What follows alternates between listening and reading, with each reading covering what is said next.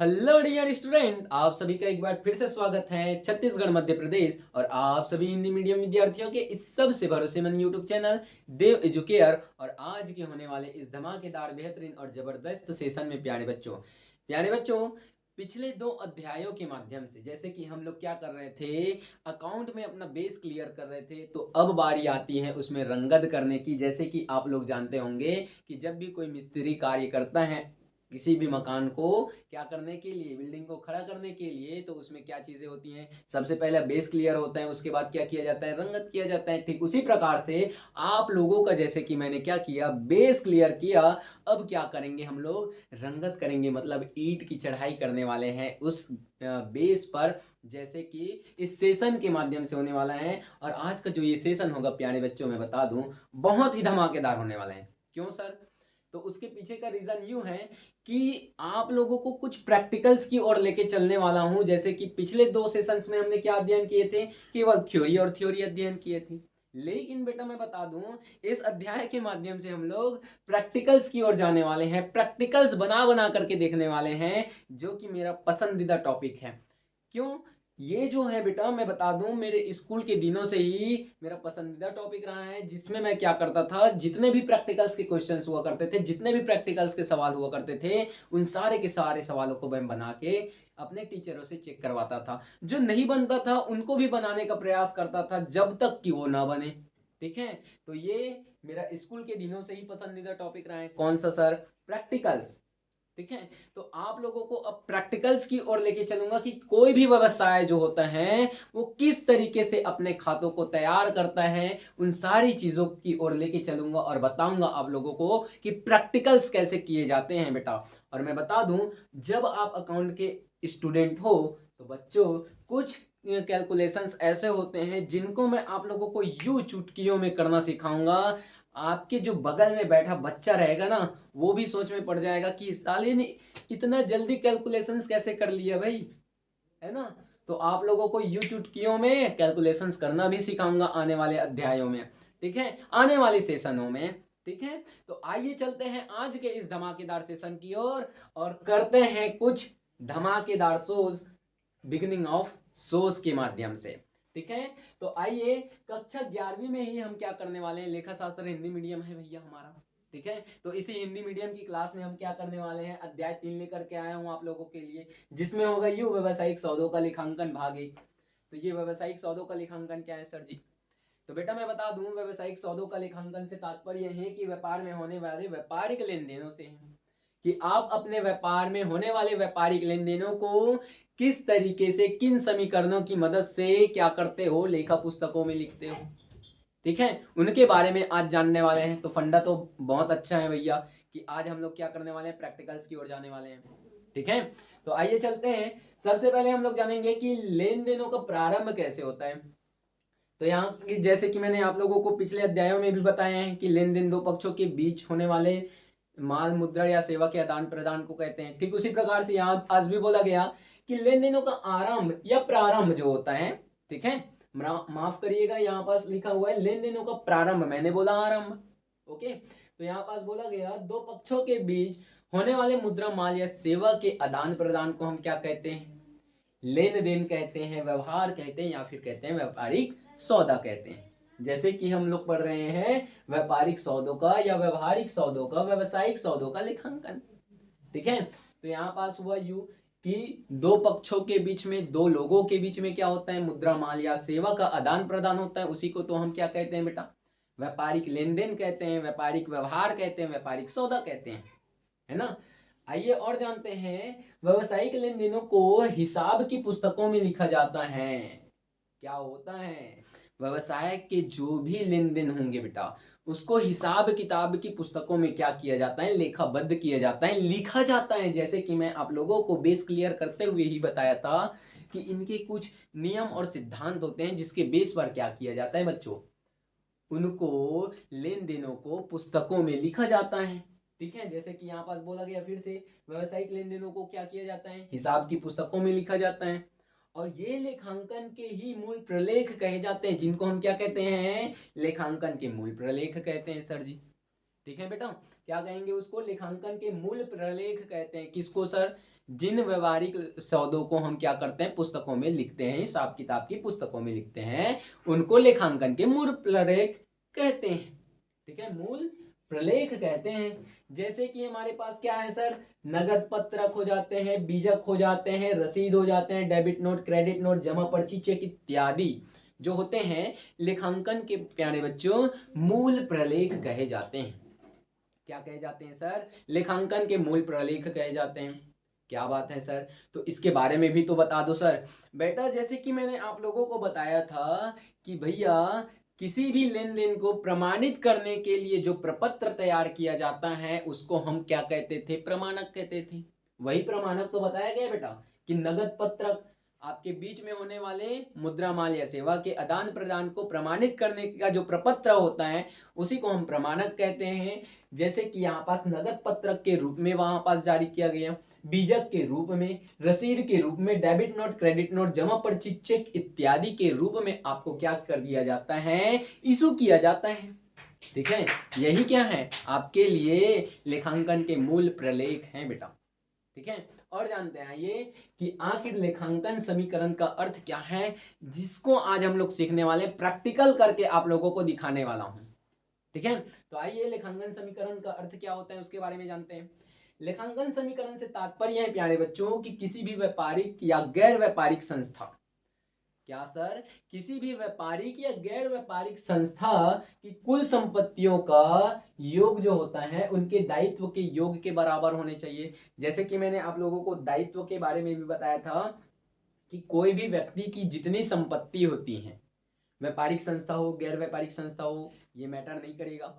ठीक है, मान के चलिए मेरे 50,000 की संपत्ति है तो मेरे दायित्व भी 50,000 तक के ही हो सकते हैं, उससे अधिक होगा तो नहीं चलने वाला भैया। ठीक है, उससे अधिक नहीं कर सकता मैं, क्योंकि जितना मैं क्या कर सकता हूं, धनराशि का भुगतान करने के लायक हूं, उतने ही मेरी दायित्व की धनराशि हो सकती है, उससे ज्यादा नहीं। ठीक है, जैसे कि हमने क्या किया था, मैंने आप लोगों को बताया था क्या कि आरसीबी आईपीएल टीम है जिसके फर्स्ट ओनर थे कौन, विजय माल्या, उनको दिवालिया कर दिया गया है ना, दिवालिया घोषित कर दिया गया हाई कोर्ट के द्वारा, सुप्रीम कोर्ट के द्वारा, है ना, क्योंकि उसकी जो संपत्ति थी उससे कहीं अधिक उनके क्या थे बेटा, दायित्व थे, कर्जे थे, है ना, ऋण थे, इसीलिए उनको क्या किया गया, दिवालिया घोषित कर दिया गया, और साथ ही साथ उसको इंडिया में प्रतिबंधित भी कर दिया गया, वो इंडिया आ ही नहीं सकता वो व्यक्ति। ठीक है ना, तो आइए देखते हैं, जैसे कि मैं बोल रहा हूं कि जो भी व्यापारिक संस्था होती है या गैर व्यापारिक संस्था होती हैं उनकी कुल संपत्तियों का योग क्या होना चाहिए, उनके दायित्वों के बराबर होना चाहिए। ठीक है, या संपत्तियों का जो योग है उनके दायित्वों के योग के बराबर होने चाहिए, अर्थात उनके पास जितनी संपत्तियां होती हैं उतने ही उनके दायित्व भी होते हैं। इस बात को जब हम निम्नानुसार प्रकट करते हैं तब एक समीकरण की उत्पत्ति होती है प्यारे बच्चे लोग, और उसी समीकरण को कहते हैं हम लेखांकन समीकरण। क्या कहते हैं सर, लेखांकन समीकरण कहते हैं प्यारे बच्चों। ठीक है, और लेखांकन समीकरण को हम इस तरीके से समझ सकते हैं, एक स्ट्रक्चर बेस पे समझ सकते हैं, जैसे कि हमारी संपत्तियां हैं बराबर क्या है, दायित्व, संपत्तियों के बराबर ही आपकी दायित्व हो सकती हैं, प्लस पूंजी। तो सर पूंजी क्यों, क्योंकि बेटा व्यापारिक संस्था है तो वो क्या करता है, कोई भी व्यापारी जो होता है वो अपने व्यापार में पूंजी के रूप में अपने व्यापार में क्या लगाता है, संपत्ति लगाता है ना, तो इसीलिए यहाँ पास संपत्तियां बराबर दायित्व प्लस पूंजी, या फिर हम कह सकते हैं सर कि संपत्तियां माइनस दायित्व, संपत्ति में हम क्या माइनस करेंगे बेटा, दायित्व माइनस करेंगे, और उसके बराबर क्या होगा सर, पूंजी होगा हमारे व्यापार का, चाहे वो व्यापारिक हो या गैर व्यापारिक संस्था हो, है ना, हमको मैटर नहीं करता। अब चलते हैं कुछ एग्जांपल्स की ओर जो प्रैक्टिकल्स होंगे बेटा। ठीक है, और ये प्रैक्टिकल्स मुझे बहुत पसंद है। ओके, तो आइए प्रैक्टिकल्स की ओर चलते हैं, और प्रैक्टिकल बना बना करके बताऊंगा, कुछ कैलकुलेशंस भी आप लोगों को बताऊंगा। इसमें तो ज्यादा कैलकुलेशंस नहीं है इस लेसन में, लेकिन आने वाले कुछ लेसन्स में ऐसे ऐसे कैलकुलेशंस हैं जिसको आपको मैं सेकंडों में क्या करके बताऊंगा, मल्टीप्लिकेशन करके बताऊंगा, भाग करके बताऊंगा, भैया कहाँ कहाँ से निकलेगा ना वो आपको भी पता नहीं चलेगा। ठीक है, तो आइए चलते हैं और आज के हमारे लेखांकन समीकरण से होने वाले लेन देनों पर प्रभाव को देखते हैं कि लेन देन का जो है लेखांकन समीकरण पर किस प्रकार प्रभाव डालता है। तो आइए देखते हैं। हमारा जो पहला क्वेश्चन है या एग्जाम्पल है, मैं बोल सकता हूँ एग्जाम्पल है, ऑब्वियसली मैं आपको एग्जाम्पल के तौर पर ही बताऊंगा। 2 एग्जाम्पल लिए मैंने, जिसमें आपको लेखांकन समीकरण भी बताऊंगा, उससे आर्थिक चिट्ठा भी कैसे तैयार किया जाता है, स्थिति विवरण, ठीक है, उसको भी कैसे तैयार किया जाता है उसको भी बताने वाला हूं बेटा, ठीक है। और ये बड़े मजेदार होने वाला है क्योंकि 2 चीजें बताऊंगा, उसमें से एक आपका होमवर्क रहेगा। कौन सा होमवर्क सर? बेटा मैं बता दूं, एग्जाम्पल नंबर 2 मतलब प्रश्न नंबर 2 जो होगा उसमें तो मैं आपको लेखांकन समीकरण बताऊंगा, लेकिन आपको उसका आर्थिक स्थिति विवरण आपको बना के मेरे को क्या करने हैं, फोटो क्लिक करके भेजने हैं। किस में भेजने हैं सर? मैं बताऊंगा एंडिंग में। ओके, तो आइए पहला कि जैसे कि हमने पहले प्रश्न में देखा कि हमारा पहला लेन देन क्या था, माना कि प्रशांत ने क्या किया, 50,000 रुपए नगद लगा करके व्यवसाय आरंभ किया। पहले लेन देनों को देख लेते हैं, कौन कौन से लेन देन हो रहे हैं। प्रशांत नाम का कोई व्यक्ति है बेटा। अब यहाँ पास बोला गया कि माना कि प्रशांत ने 50,000 रुपए नगद लगाकर व्यवसाय प्रारंभ किया या आरंभ किया। अब इसमें मानने वाली कौन सी बड़ी बात है? हमको तो मानना ही है ना, मानना ही पड़ेगा क्योंकि वहां पास व्यवसाय तो प्रारंभ कर लिया गया है प्रशांत के द्वारा, ठीक है। ये तो पहला लेन देन हो गया। दूसरा लेन देन क्या कहता है कि प्रशांत ने 10,000 रुपए का फर्नीचर नगद खरीद लिया। यहाँ पास नगद में क्या कर लिया गया, पैसे देने के बाद उसने फर्नीचर खरीद लिया अपने व्यवसाय के लिए बेटा। तीसरा लेन देन हो जाता है बेटा, प्रशांत ने 5,000 रुपए का नगद माल खरीदा, नगद में माल खरीदारी कर रहे हैं। ओके, नेक्स्ट है प्रशांत ने 10,000 रुपए का माल उधार खरीद लिया, अब उधार में माल खरीद लिया अपने व्यापार के लिए। नेक्स्ट कौन सा लेन देन है? प्रशांत ने 5,000 रुपए का माल जो है 7,000 रुपए में बेच दिया। अरे बाप रे, 5,000 रुपए में माल खरीदा जरूर था, लेकिन उसने कितने में बेच दिया बेटा? 7,000 रुपए में बेच दिया, मतलब 2,000 रुपए का प्रॉफिट हो गया भैया। ओके, तो आइए देखते हैं कि आखिर जब हम लेखांकन समीकरण बनाते हैं तो इन लेन देनों को किस प्रकार से लेखांकन समीकरण में प्रैक्टिकली हम लोग क्या करते हैं, समायोजित करते हैं, उसको किस प्रकार से करते हैं आइए देखते हैं। तो हमारा जो पहला लेन देन था, इसके कौन कौन से कॉलम होंगे सर? तो कॉलम वॉलम कुछ नहीं होता, ये सारी चीजें बनाई गई है, ठीक है। ऐसे ही आप बना भी लोगे, ठीक। पहला तो हो गया आपके क्रमांक या दिनांक वाला कॉलम तो रहेगा ही रहेगा बेटा। नेक्स्ट होता है लेन देन का कि कौन कौन से वो लेन देन है जो व्यापारिक संस्था में किए जा रहे हैं, उसके बारे में आप जिक्र करोगे। थर्ड होता है भैया कि आपकी संपत्तियां, जैसे कि यहाँ पास हमने क्या देखा था, एक स्ट्रक्चर देखा था, स्ट्रक्चर मेथड के द्वारा चलेगा ये जो क्वेश्चंस होंगे वो, ठीक है। तो हमने क्या किया था, एक स्ट्रक्चर देखा था बेटा, जैसे कि संपत्तियां बराबर क्या होती हैं, दायित्व होते हैं, मतलब आपकी संपत्ति जितनी है उतने ही आपके कर्जे हो सकते हैं, मैं सही मायनों में बोलूँ तो, है ना। प्लस क्या होते हैं, पूंजी होती है। तो यहाँ उसी स्ट्रक्चर को फॉलो करेंगे, आपकी संपत्तियां हो गई बराबर आपके दायित्व होंगे प्लस पूंजी, पूंजी और दायित्व का योग संपत्ति के योग के बराबर होने चाहिए।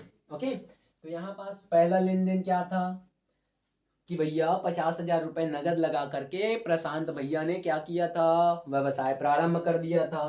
तो यहाँ पास क्या लिखोगे, व्यापार प्रारंभ, ठीक है, व्यापार प्रारंभ किनके द्वारा किया था, प्रशांत के द्वारा।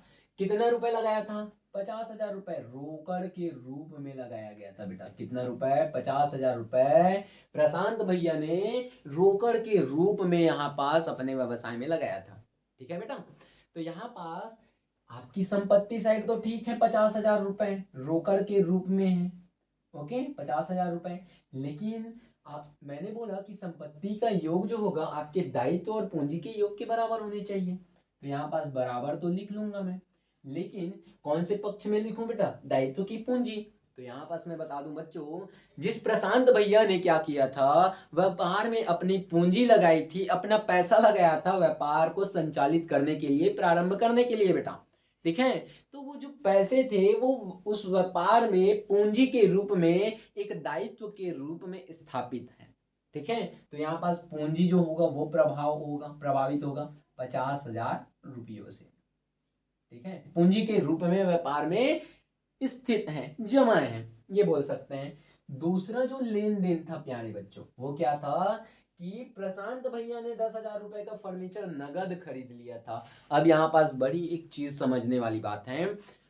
प्रशांत नाम के जो भैया हैं उन्होंने व्यापार तो प्रारंभ कर लिया, अपने व्यापार में क्या किया बेटा, फर्नीचर खरीद लिया 10,000 रुपए का नगद। तो यहाँ पास ये जो 50,000 रुपए हमारे पास हैं, ठीक है, उसका पहले हम नया समीकरण बना लेते हैं। दूसरा जो होगा लेन देन, उससे पहले नया समीकरण, ठीक है। तो नया समीकरण में हम क्या करते हैं, जस का तस भैया ज्यों का त्यों लिख देते हैं। जैसे कि 50,000 रुपए का हमको हमारे पास रोकड़ है, बराबर हमारे क्या है भैया 50,000 रुपए का पूंजी है।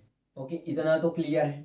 नेक्स्ट क्या था, दूसरा जो लेन देन था वो क्या था, फर्नीचर खरीदा, फर्नीचर नगद खरीदा बेटा। तो नगद जब आपने फर्नीचर खरीदा तो बेटा यहाँ पास ध्यान देने योग्य बात है कि आपके पास से कुछ चीजें गई भी और आपके पास कुछ चीजें आई भी। आई कौन सी चीज, फर्नीचर। तो यहाँ पास फर्नीचर तो आपके पास ऐड हो जाएगा। फर्नीचर जो ये फर्नीचर है वो आपके पास 10,000 रुपए का आया, चलो मान लेते हैं। ओके, 10,000 रुपए का फर्नीचर आ गया, लेकिन आपके पास कुछ चीजें गई हैं क्या, माइनस करोगे आप 10,000 रुपए नगद जो आपने फर्नीचर खरीदने पर क्या किए, खर्च किए, ठीक है। तो आपके संपत्ति पक्ष में कुछ फर्क पड़ने वाला है क्या, नहीं, ये क्या होगा, 0/सन्नाटा। ओके, नेक्स्ट है, फिर से आपको नया समीकरण बनाने हैं। आप क्या करोगे, नया समीकरण तैयार कर लोगे। ओके, नया समीकरण आप बनाते हो बेटा तो होगा क्या कि आप 50,000 रुपए आपके पास पहले था, अब आपने तो 10,000 रुपए का क्या खरीद लिया, क्या खरीदे हो, फर्नीचर खरीदे हो। तो फर्नीचर का आप माइनस कर दो 10,000 रुपए, तो 50,000 रुपए में से 10,000 रुपए चला गया आपके पास से, कितने रुपए बचता है बेटा, 40,000 रुपए। ये आपका नया समीकरण, प्लस 10,000 रुपए आपका फर्नीचर का है, प्लस कुछ है क्या, नहीं, बराबर देख लेते हैं। ये तो 0/सन्नाटा है, फिर ये 50,000 का 50,000। ओके, नेक्स्ट जो है बेटा, थर्ड में आपने कौन सी लेन देन करी थी, क्या किया था, प्रशांत भैया ने 5,000 रुपए का माल नगद खरीदा था। फिर वही बात हो गई कि आपने कुछ चीजें खरीदी, उसके बदले में भी कुछ चीजें दी। आपने क्या किया, 5,000 रुपए में नगद माल खरीदा, क्या हुआ, आपके व्यापार से माल पैसे चले गए, नगद चला गया, है ना, नगद माल खरीदा, यहां पास लिख देता हूं खरीदा। ओके, यहाँ पास से आपके जो रोकड़ है उसमें माइनस हो जाएंगे बेटा 5,000 रुपए से, क्योंकि आपने नगद खरीदा, है ना, प्लस यहाँ पास फर्नीचर कुछ हुआ क्या, नहीं, अब घंटा फर्क नहीं पड़ता फर्नीचर को, है ना। नेक्स्ट क्या है, माल आपके पास आया कितने रुपए का, 5,000 रुपए का। ओके, दायित्व में कुछ है क्या बेटा, नहीं, दायित्व में तो कुछ नहीं है। यहाँ पास आपकी पूंजी में कुछ नहीं है, तो 0/सन्नाटा। ओके, नेक्स्ट है, फिर से आपको क्या करना है, नया समीकरण तैयार करने हैं, नया समीकरण। ओके सर, सर आप पूरा नहीं लिखते हो, लो बेटा पूरा लिख दिया। ओके, तो यहाँ पास हमने नया समीकरण तैयार किया। तो नए समीकरण में यहाँ पास जैसे कि 40,000 था, 40,000 में हमने क्या किए, 5,000 रुपए माइनस कर दिए, हमने माल खरीद जो रखा है, ठीक है। तो 40,000 में 5,000 चला गया, 35,000 सर, प्लस 10,000 का हमारे पास 10,000 ही रहेगा। ओके, प्लस आपके पास माल के रूप में 5,000 का माल आ गया। दायित्व कुछ है क्या, नहीं, पूंजी में बेटा 50,000 का 50,000 ज्यों का त्यों है बेचारा, उसमें भी कोई कमी या वृद्धि होगी, देखते हैं आगे चल करके। चौथा जो लेन देन हमने किया बच्चों, वो क्या था, प्रशांत भैया ने 10,000 रुपए का माल उधार में खरीद लिया। अब यहाँ पास देखने वाली बात है कि बेटा आपके पास आया तो कुछ है, माल खरीदा गया, ठीक है, उधार में, यहाँ लिख देता हूं माल खरीदा उधार में। ओके, ये आपको समझाने के लिए मात्र है। तो यहाँ पास माल खरीदा गया उधार में, अब कितने रुपए का माल आपने खरीदे, 10,000 का, लेकिन आपके पास से कुछ चीज गया क्या, नहीं गया भैया, नहीं गया सर, ठीक है। तो यहाँ पास आपके पास से कुछ चीजें गया नहीं है, पैसे गए नहीं है, तो 0 है। आपके पास फर्नीचर आए क्या, नहीं आया है, तो नहीं है, 0/सन्नाटा। आपके पास माल तो आया कितने रुपए का बेटा, 10,000 रुपए का, तो यहाँ पास माल तो ऐड हो जाएगा 10,000 रुपए का बेटा, लेकिन कुछ चीजें गई है क्या? नहीं। कुछ चीजें और हैं क्या? नहीं। तो बेटा मैं बता दूं, जब आप किसी भी व्यापारी से उधार में माल खरीदते हो तो आपके लेनदार बढ़ जाते हैं। लेनदार कौन सर? वही जो आपसे भविष्य में पैसे लेंगे। कौन सर? जिनसे आप माल को क्या किए हो बेटा? उधार में खरीदे हो। ठीक है, तो वो आपके कौन होते हैं? लेनदार होते हैं। तो यहाँ पास जो होगा दायित्व आपका बढ़ जाएगा 10,000 रुपए से लेनदार के रूप में। तो यहाँ पास भैया दायित्व जो होगा वो 10,000 रुपए से बढ़ गया। ओके, और ये 0/सन्नाटा। ठीक है, नेक्स्ट फिर आप जब नया समीकरण बनाते हो बच्चों, फिर से क्या सर? नया समीकरण। आपको ध्यान रखिए, हर एक लेन देन के बाद में आपको नया समीकरण तैयार करने हैं। जैसे कि यहाँ पास 35,000 का 35,000, कुछ कमी या वृद्धि? नहीं। फर्नीचर के मूल्य में कमी या वृद्धि? नहीं सर। 10,000 का 10,000। ओके, यहाँ पास माल में देखो, 5,000 रुपए का माल आपके पास पहले था, 10,000 रुपए का माल अभी आपके पास और ऐड हो गया, तो कितने हो गए बेटा टोटल? 15,000 रुपए का।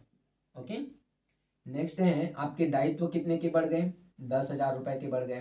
प्लस आपकी पूंजी में कोई कमी या वृद्धि? नहीं सर। 50,000 का 50,000। ठीक है बेटा, अब पांचवा जो लेन देन है, ध्यान से सुनिएगा। ये जो प्रैक्टिकल चीजें मैं आपको बता रहा हूं वो आपके एग्जामिनेशन के दृष्टिकोण से भी बहुत महत्वपूर्ण है। जैसे कि मैंने आपको शुरुआत में ही बता रखा है। क्या बताया सर? मैंने बताया बेटा कि जो प्रैक्टिकल्स हैं वो मेरा पसंदीदा टॉपिक है और आपके लिए भी पसंदीदा हो सकता है, क्योंकि इसमें से एक क्वेश्चन 3 नंबर के पूछे जाते हैं हर एक एग्जामिनेशन में। कितने नंबर के सर? 3 नंबर के हर एक एग्जामिनेशन में इसमें से प्रश्न पूछे जाएंगे। आपको लेखांकन समीकरण बनाना पड़ेगा। ठीक है, तो यहाँ पास पांचवा जो हमारा लेन देन था, प्रशांत भैया ने क्या किया? 5,000 रुपए का माल जो है उन्होंने 7,000 रुपए में बेच दिया। 5,000 रुपए में क्या किया? 5,000 का जो माल खरीदा था उन्होंने 7,000 रुपए में बेच दिया, वो भी नगद। तो उनके पास ध्यान देने वाली योग्य बात है, यहाँ पास 5,000 का माल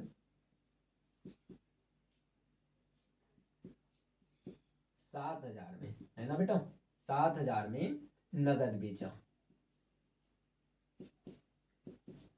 ये लो लिख दिया बेचा। ओके, तो यहाँ पास हमारे पास कुछ चीजें आई, पैसे आए क्या? कितना रुपए आया? कितना रुपए आया बताइए? 7,000 रुपए आ गया। नगद में बेच रहे हो तो 7,000 रुपए आपके पैसे आ गए। नगद आपने बेचा तो बेचने के बदले में आपको पैसे मिले 7,000 रुपए। तो 7,000 रुपए तो आपके अकाउंट में आ गए, आपके व्यापार में आ गए। फर्नीचर में कोई कमी या वृद्धि? नहीं सर। माल में कोई कमी या वृद्धि? बेटा आपने 5,000 रुपए का माल तो बेच दिया, 7,000 में भले ही बेचे हो, है ना? तो बेटा यहाँ पास मैं बता दूं, 7,000 का माल तो आपने बेचा तो नगद आपको 7,000 रुपए मिल गया, लेकिन आपकी जो माल है उसमें कमी केवल 5,000 रुपए की होगी, क्योंकि जो माल का मूल्य था वो 5,000 रुपए का था, न कि 7,000 रुपए का, भले ही आपने 7,000 में बेच दिए। ठीक है, तो यहाँ पास जो कमी होगी माल में या माल की मात्रा में, उसमें केवल और केवल 5,000 रुपए की गिरावट आएगी, उससे ज्यादा की नहीं। तो सर अब यहाँ पास आगे का प्रोसीजर क्या रहेगा? दायित्व में कोई कमी या वृद्धि? नहीं। अब जो आपके पूंजी है, आपके व्यापार की पूंजी, उसमें 2,000 रुपए की वृद्धि हो जाएगी बेटा, क्योंकि यहाँ पास देखो 7,000 और 5,000, इसमें हम अगर प्लस माइनस करते हैं तो 2,000 रुपए का हमको क्या हो रहा है? प्रॉफिट हो रहा है, क्योंकि 5,000 रुपए का माल था उसको हमने 7,000 रुपए में बेच दिया। अब ये दायित्व के रूप में फिर से व्यापार में क्या होगा? पूंजी के रूप में रहेगा बेटा। तो यहाँ पास 2,000 रुपए की पूंजी हमारी बढ़ गई। ठीक है, फिर से हमको क्या करना है? नया समीकरण बनाने हैं सर। तो आइए बना देते हैं नया समीकरण। नया समीकरण क्या कहते हैं? 35,000 में आपने 7,000 रुपए और जोड़ दिए बच्चों, तो हो जाते हैं आपके 42,000। कितने रुपए सर? 42,000। 10,000 रुपए का आपका फर्नीचर था, वो 10,000 का ही रहेगा, प्लस आपके 15,000 रुपए का माल था, वो 5,000 माइनस करने के बाद बचते हैं 10,000 का। कितने हजार का सर? 10,000 का। अब क्या बचा सर? जो आपके दायित्व हैं वो कितने के हैं? 10,000 के। हो गया बेटा। नेक्स्ट है 50,000 प्लस 2,000, आपकी पूंजी जो है वो कितने की हो गई? 52,000 रुपए की सर। ओके, अब ध्यान दो, जैसे कि मैंने बोला बेटा, संपत्तियों के योग के बराबर क्या होगी? दायित्व प्लस पूंजी। अब यहाँ पास ध्यान दो, 42,000 प्लस 10,000 कितने होते हैं? 52,000। 52,000 प्लस 10,000 कितने होते हैं? 62,000। कितने होते हैं? 62,000। और इधर संपत्ति पक्ष का योग आ रहे हैं 62,000, और आपके दायित्व पक्ष का योग देखो तो, दायित्व में आपके लेनदार हो गए 10,000 के, पूंजी हो गई 52,000 की, तो कितने रुपए हुई टोटल? 62,000 रुपए सर। तो यहाँ पर समझाने की बात ये थी बेटा कि अगर आपकी संपत्ति जितनी है उतने ही आपके दायित्व होते हैं, उससे ज्यादा नहीं हो सकता प्यारे बच्चों। जैसा कि इस एग्जाम्पल की मदद से हमने समझा कि आपकी संपत्ति के योग के बराबर ही आपके दायित्वों का योग होता है प्यारे बच्चा लोग। ठीक है, तो ये बात तो समझ में आ गई होगी, मेरे को उम्मीद है ना। नेक्स्ट हम क्या करेंगे, प्रशांत भैया के व्यापार का स्थिति विवरण तैयार करेंगे। भले ही यहाँ पास लिखा गया प्रशांत का स्थिति विवरण, है ना, लेकिन प्रशांत भैया के व्यापार का है भैया ये। ओके, तो यहाँ पास कौन कौन सी चीजें हैं, संपत्तियां कौन कौन सी हैं बेटा? रोकड़, संपत्ति कौन सी है? रोकड़। तो रोकड़ कितने रुपए का है? 42,000 रुपए का सर। ये लो लिख लो 42,000, हो गया। नेक्स्ट है बेटा फर्नीचर। तो फर्नीचर कितने रुपए का है? देखो तो फर्नीचर है सर 10,000 रुपए का। फर्नीचर जो है कितने रुपए का है? 10,000 रुपए का। ओके, ये भैया 10,000 रुपए का निकल गया। नेक्स्ट है आपके पास माल कितने हैं अपने व्यापार में? माल भी तो 10,000 रुपए का है सर। टोटल ऑफ अमाउंट कितने होते हैं? 62,000 रुपीज, मतलब 62,000 रुपए बेटा। वही, अब इधर भी 62,000 रुपए होने चाहिए, मैं लिख देता हूँ पहले से भैया, 62,000 इधर भी होने चाहिए। जैसे कि हमने देखा दायित्व पक्ष में क्या है, आपके दायित्व प्लस पूंजी में आपके लेनदार हैं, लेनदार 10,000 रुपए के, है ना, और आपकी पूंजी, मैं बोल सकता हूँ सीधी सी शब्दों में पूंजी कितने रुपए के? 52,000 रुपए के। तो टोटल कितने होते हैं प्यारे बच्चा लोग? 52,000 और 10,000 मिलकर के होते हैं 62,000 रुपए। यही तो मैं समझाना चाहता था कि आपके संपत्तियों के योग के बराबर आपके दायित्व होते हैं बेटा। ठीक है, तो ये बात तो समझ में आ गई होंगी। ओके, अब नेक्स्ट एग्जांपल देखते हैं, इसमें कुछ चीजें आप लोगों को फिर से सीखने को मिलेगी। ठीक है, और मैंने आपको क्या बोला था कि जो प्रैक्टिकल्स होते हैं वो मेरा फेवरेट है, प्रैक्टिकल मेरे को बनाना बहुत पसंद है, मेरा पसंदीदा सब्जेक्ट था प्रैक्टिकल्स में, है ना, अकाउंट में ये मेरा पसंदीदा टॉपिक था, सॉरी। ठीक है, तो आइए बताते हैं। अब प्रशांत का भाई जो है सुशांत जो है ना, प्रशांत भैया के जो भाई हैं वो अब सुशांत आ गए। सुशांत ने क्या किया, 40,000 नगद और 10,000 रुपए का फर्नीचर लगाकर बेटा व्यापार प्रारंभ करता है। ठीक है, इन्होंने 50,000 रुपए लगाए थे, उन्होंने 40,000 रुपए का नगद लगा लिया और 10,000 रुपए का फर्नीचर लगा लिया बेटा। तो यहाँ पास ध्यान देने योग्य बातें हैं बेटा कि जो फर्स्ट लेन देन है नगद, वो फर्नीचर लगाकर, है ना, फर्नीचर से व्यवसाय प्रारंभ, ये हमारा क्या है भैया, पहला लेन देन। रोकड़ कितने लगाए बेटा? 40,000 रुपए का। ओके, माल कुछ है क्या? नहीं सर। फर्नीचर है सर 10,000 रुपए का। ओके, आपके देनदार कुछ है क्या? नहीं। आपके दायित्व कुछ है क्या? नहीं। आपकी पूंजी बेटा, तो पूंजी में बता दूं बेटा, आपकी टोटल हो जाएंगी 50,000 रुपए की। ठीक है, पूंजी जो हो जाएगी कितनी की हो जाएगी? 50,000 रुपए की। नेक्स्ट क्या है सर? फिर से वही सिलसिला, आपको नए समीकरण तैयार करने हैं बेटा, नया समीकरण, नया समीकरण। फिर से कितने? 40,000 रुपए के आपके रोकड़ हो गए सर, 0/सन्नाटा का आपका माल हो गया, अभी तो लेन देन चालू ही नहीं हुआ माल का। फर्नीचर आपके 10,000 रुपए के हो गए। देनदार कौन है सर? बताता हूँ बेटा, बराबर आपके दायित्व हैं, वो भी अभी पता नहीं कितने रुपए के होंगे, और ये हो गए आपके 50,000 रुपए की पूंजी। ओके, नेक्स्ट लेन देन हमने करा था या सुशांत भैया ने किया था, नगद माल क्रय किया, कितने रुपए का बच्चों? 5,000 रुपए का। यहाँ पास ध्यान देने योग्य बात है, फिर से 5,000 रुपए आपके पास से गया, रोकड़ में कमी, है ना, लेकिन माल में क्या हुई? वृद्धि हुई। रोकड़ में कमी, रोकड़ यहाँ पास था उसमें कमी हो गई, लेकिन माल यहाँ पास था उसमें वृद्धि हो गई। तो यहाँ पास रोकड़ में क्या हुआ? कमी हुआ। कौन से लेन देन से? नगद क्रय। या नगद माल क्रय, है ना। राइटिंग पर ध्यान न देवे, बहुत खराब बनता है बेटा। यहाँ पास 5,000 रुपये माइनस होंगे, ठीक है, क्योंकि आपने नगद में क्रय किए। 10,000 रुपये में से कुछ है क्या, नहीं सॉरी, यहाँ पास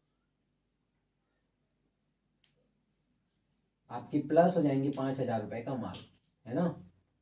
ओके, नेक्स्ट क्या है, 0 बटे सन्नाटा बराबर 0 प्लस, अच्छा हाँ नगद क्रय किए हो ना, ओके, ये 0 बटे सन्नाटा। फिर से नया समीकरण तैयार कर लो। नया समीकरण कितना तैयार करवाओगे सर, बेटा यही तो है आपका समीकरण। ओके, तो यहाँ पास 40,000 में से 5,000 रुपये आपने दे दिए माल खरीदने के बदले, कितना बचा बेटा, 35,000 रुपये हो गया। सर इतना जल्दी जल्दी काहे कर रहे हो, आराम से ही कर रहा हूँ बेटा, आपको समझ आ जाए उतना स्पीड से कर रहा हूँ, ठीक है। 5,000 रुपये का आपका माल आ गया, फर्नीचर आपके 10,000 रुपये के थे, ठीक है। यहाँ पास दायित्व कुछ है क्या, नहीं, या देनदार कुछ है क्या, नहीं, पूंजी आपकी 50,000 रुपये की ही रहेगी। ओके, नेक्स्ट जो लेन देन थे प्यारे बच्चों, तीसरा नंबर का जो लेन देन है उसको देखो। माल उधार क्रय किया 2,500 रुपये का, आपने क्या किया, माल तो क्रय कर लिए, कितने रुपए का, 2,500 रुपये का, और वो भी क्या, उधार में बेटा। तो यहाँ पास ध्यान देने योग्य बात ये है कि आपने माल तो क्रय किया उधार में, है ना, माल क्रय किया उधार में, तो आपके पास आपके माल में वृद्धि हो गई कितने रुपए की, 2,500 रुपये का, ठीक है। 0 बटे सन्नाटा, ये भी है ये भी है। दायित्व आपके लेनदार बढ़ गए बेटा, कौन बढ़ गए सर, लेनदार।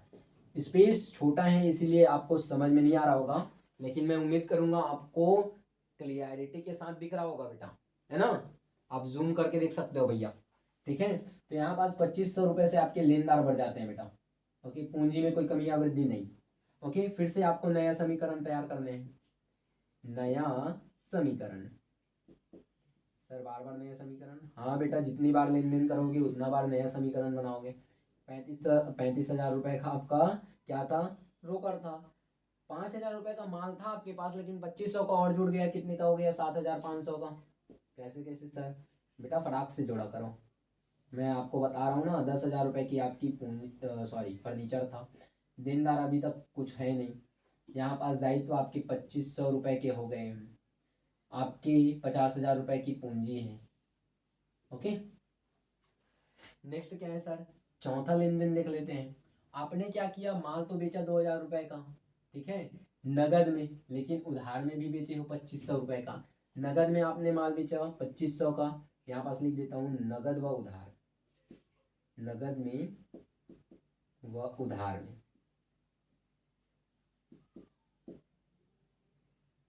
उधार माल बेचा, ठीक है बेटा। पहचान नहीं आ रहे होंगे, लेकिन आप जूम आउट करो तो आपको पहचान आ जाएंगे, मेरे को यकीन है, ठीक है। आपने नगद में कितना माल बेचा, 2,000 रुपये का, नगद में वृद्धि हुई 2,000 रुपये की, कितने रुपए की, 2,000 रुपये की। लेकिन यहाँ पास ध्यान देने योग्य बातें हैं, नगद में आपने कितने रुपए का माल बेचा, 2,000 रुपये का। आपने उधार में माल कितने का बेचा, 2,500 का। टोटल आपने माल कितने का बेचा, 4,500 का। ओके,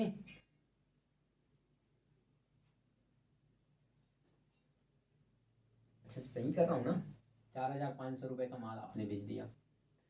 अब यहाँ पास 0 बटे सन्नाटा प्लस, नहीं बेटा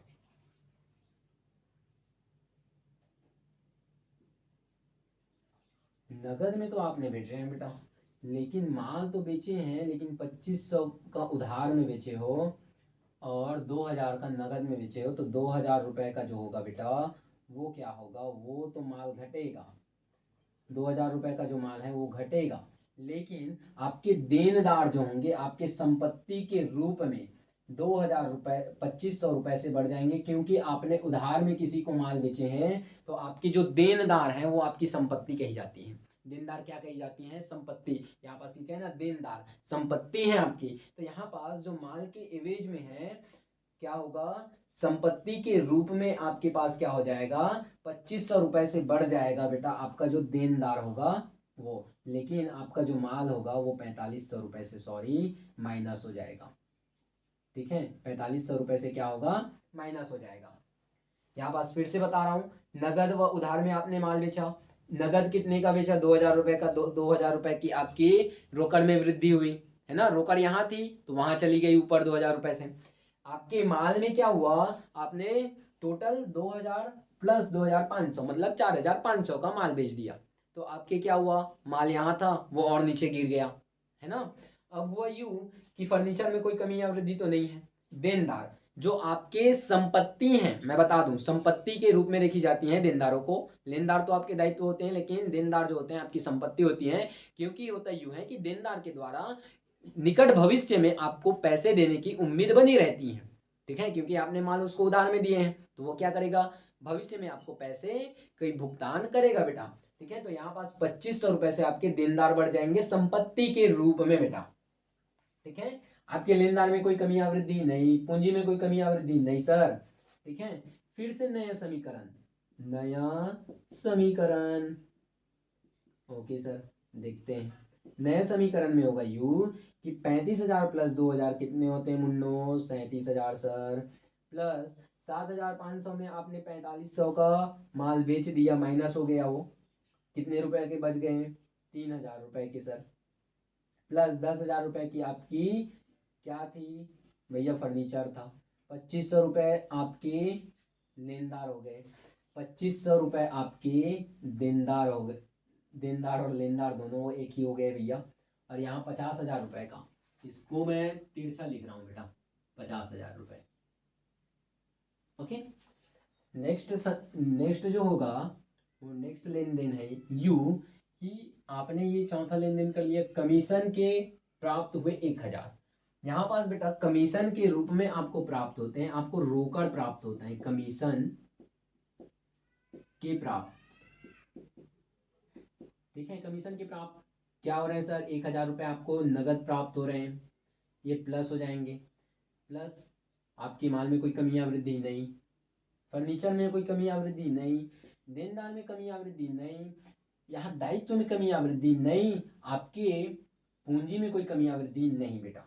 ठीक है, नेक्स्ट क्या है सर? तो फिर से नया समीकरण, वही सिलसिला।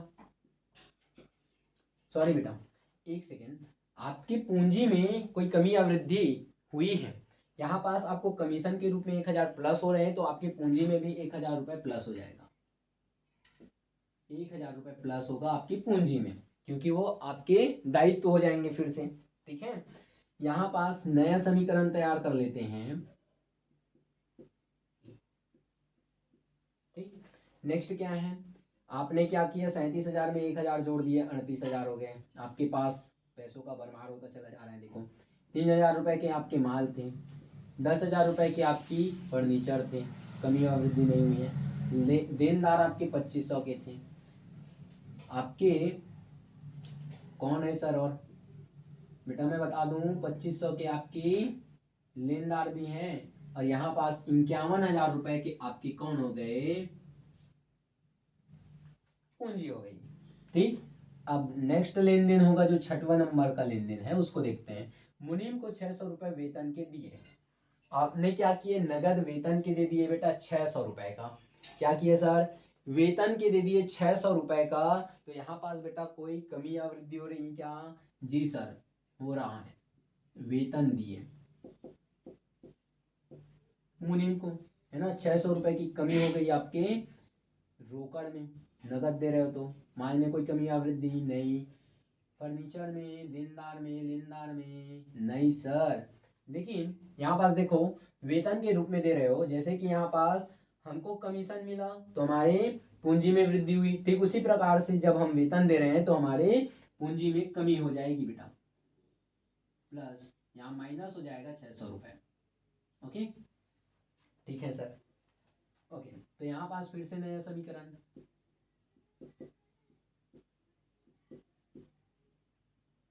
ये लो भैया, 38,000 में बेटा आप 600 माइनस करते हो कितने हो जाते हैं सर बता ही दो, 37,400 बचते हैं बेटा। कैलकुलेट कर लो, कैलकुलेटर निकालो भैया आप, हमको ना ज़रूरत है कैलकुलेटर की। 10,000 रुपये के आपके फर्नीचर हैं, है ना, 2500 के आपके देनदार हैं, आपके लेनदार भी 2500 के हैं। अब यहाँ पास 51,000 है, उसमें 600 माइनस कर देते हैं तो 50,400 बचते हैं बेटा। ठीक, ओके। नया जो लेन देन है, नेक्स्ट जो लेन देन है और आखिरी आज का, ठीक है, फर्नीचर पर 10% ह्रास लगाया जाता है। फर्नीचर जो है बेटा 10,000 रुपए के हैं, ठीक है। अब यहाँ पास ध्यान देने योग्य बातें हैं, क्योंकि आप नए स्टूडेंट हो, आपको परसेंटेजेस निकालना नहीं आता होगा, ठीक है।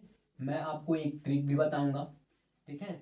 अब इस फॉर्मूला से हम क्या करते हैं, जो मूलधन होता है गुना करते हैं जितने परसेंट हमको निकालने होते हैं और भाग दे देते हैं 100 से, क्योंकि किसी भी चीज़ का प्रतिशत जो होता है वो 100% ही होता है। इसीलिए हम क्या करते हैं, मूलधन गुणित परसेंट या सामान्य ब्याज दर बटे में हम लिखते हैं 100, ठीक है। तो यहाँ पास में अगर मैं भाग दूं सीधे सीधे शब्दों में तो ये 0 का 0 कट गया, ये 0 का 0 कट गया। अब ये 10,000 का 10% कितना हो गया, 1,000।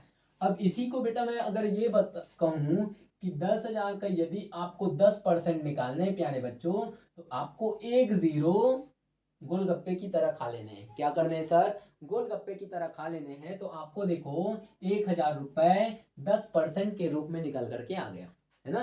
तो आपको क्या करना है, एक जो गोला था या एक जो अंडा था उसको छुपा लेने, उसके बाद आपका जो 10% की धनराशि है वो निकल करके आ जाएगी, ठीक है। तो यहाँ पास 1,000 रुपए हमारे फर्नीचर पर से माइनस हो जाएगा बेटा, ठीक है। तो यहाँ पास फर्नीचर पर ह्रास, फर्नीचर पर ह्रास लिख लेते हैं सर। आपके रोकड़ में कोई कमी या वृद्धि नहीं, माल में कोई कमी या वृद्धि नहीं, आपके यहाँ पास 1,000 रुपए माइनस हो जाएंगे किसमें सर, आपके फर्नीचर पर ह्रास से, ठीक है। देनदार में कोई कमी या वृद्धि बेटा नहीं, आपके लेनदार में कोई कमी या वृद्धि नहीं, आपकी पूंजी में कोई कमी या वृद्धि होगी क्या बच्चों। हाँ देखो यहाँ पास बेटा जैसे फर्नीचर आपके व्यापार में एक संपत्ति के रूप में आया था, पूंजी के रूप में आया था व्यापार की, ठीक उसी प्रकार जब फर्नीचर पर ह्रास लगाया जा रहा है तो उसके मूल्य में जब कमी आ रही है तो आपकी पूंजी में भी 1,000 रुपए की गिरावट आपको देखने को मिलेगी। तो यहाँ पास आपके जो पूंजी है बेटा, ठीक है, उसमें माइनस करोगे आप 1,000 रुपए, ठीक है। क्या करोगे सर, माइनस करोगे। तो यहाँ पास जब हम नया समीकरण तैयार करते हैं प्यारे बच्चा लोग, क्या तैयार करते हैं सर, नया समीकरण। तो यहाँ पास ध्यान दो क्या क्या चीजें हो रही हैं। रोकड़ आपके हो रहे हैं 37,000 रुपए के, कितने रुपए के सर, 37,000। आपके माल हो रहे हैं 3,000 रुपए के, ठीक। नेक्स्ट है 10,000 में से आपने 1,000 खा लिए, ह्रास लगा दिए, 9,000 रुपए के आपके फर्नीचर हो गए। नेक्स्ट आपके देनदार कितने के हैं, 2,500 रुपए के सर, ओके।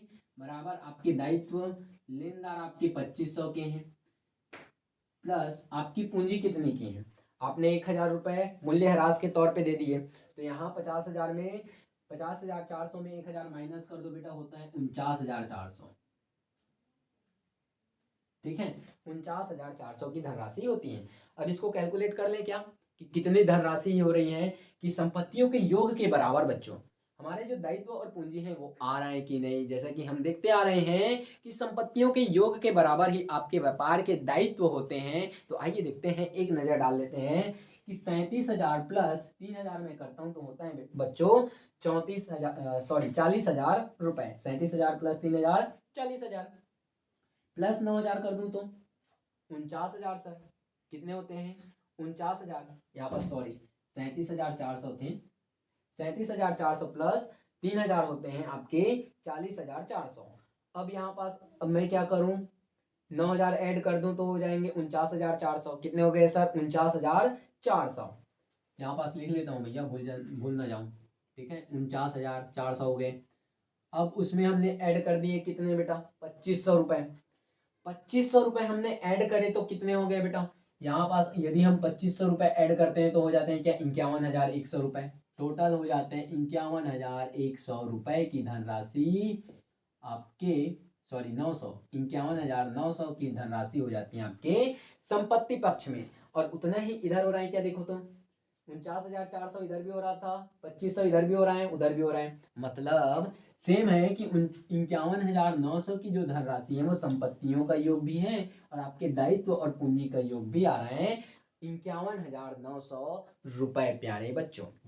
तो जैसा कि मैंने आपको बताया, प्रैक्टिकल करना मेरे को बहुत पसंद है, प्रैक्टिकली चीज़ में बताना मेरे को बहुत पसंद है। आप लोगों को प्रैक्टिकली दिखाया भी कि इसको कैसे किया जाता है, इस मेथड को कैसे किया जाता है। तो आप लोगों को उससे उम्मीद करता हूँ कि आपको ये चीज़ें समझ में आ गई होंगी कि प्रैक्टिकली हम कैसे बनाते हैं क्वेश्चंस को। ठीक है, तो जैसे कि मैंने क्या किया, संपत्तियों के योग के बराबर दायित्वों का योग बताया आपको, है ना, आया भी वैसा ही, है ना।